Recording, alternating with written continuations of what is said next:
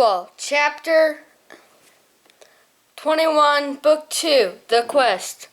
Matthias came awake slowly. He blinked, yawned, and stretched his body luxuriously. The sun was setting, turning the little stream into a flow of molten red and gold tinged with deep shallow. He lay calm, savoring the peace and quiet of the woodland summer evening. Realty struck him like a thunderbolt. He sprang to his feet, instantly forgetting the beauties that surrounded him, lying there snoring and sleeping like a lazy little idiot, and all while Redwall Abbey and his friends were under attack. Furious with himself, Matthias strode off angrily into the darkened trees. He could find no words strong enough to express his self-contempt. It was not until he blundered and crashed along his way for some time, wildly upbraiding himself, then he calmed down with the realization that he was well and truly lost. No trees, path, or landmark looked remotely familiar. He despaired of ever seeing Redwall again. Night closed on the small mouse wandering alone in the depths of Mossflower Wood. Strange, imaginary shapes floated around the gloom. Eerie cries pierced the still air. Trees and bushes reached out their branches to catch and snatch like living things with claws. Trembling, Matthias took refuge in an old beech trunk that had been once riven by lightning. Gradually he became critical of himself, the great warrior, frightened of the dark like a baby church mouse. From somewhere overhead he heard a scratching noise. Summoning up all his courage, he brandished his spears. Drawing Shadow's dagger, he stepped out into the open, calling aloud what he hoped was a gruff voice. "Who's doing all that scratching and scraping? Come out and show yourself if you're a friend.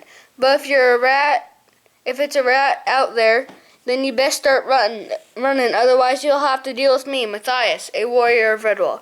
Having spoken his piece, Matthias felt confident, surged back.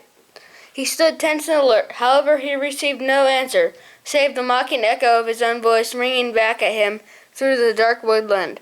A slight noise at his back caused Matthias to wheel about with the dagger upraised. He found himself confronted by a baby red squirrel. It gazed up at him curiously, sucking noisily on its paw. Matthias practically dropped the dagger from laughing so much. So this was the nameless terror that stalked the night. The tiny creature sucked its paw, shifting from foot to foot. Its bushy tail curled up over the small back, higher than the tips of its ears. Matthias stooped and speaking gently for fear of frightening the infant. "Hello there, my name's Matthias. What's yours?"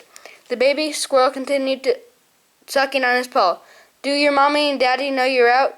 It nodded its head. "Are you lost, little one?" It shook its head. "Do you talk?" It shook its head.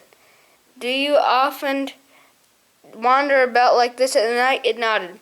Matthias smiled disarmingly. He threw his paws open wide. "I am lost," he said.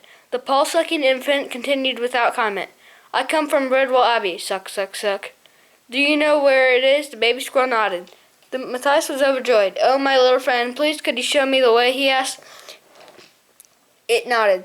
"Thank you very much." The tiny squirrel hopped and shuffled a short way into the woods.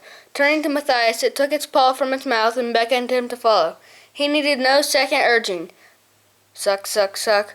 "Well, at least," Matthias said aloud, "if I lose sight of the fellow, I'll be able to hear him." The baby squirrel smiled and nodded and sucked.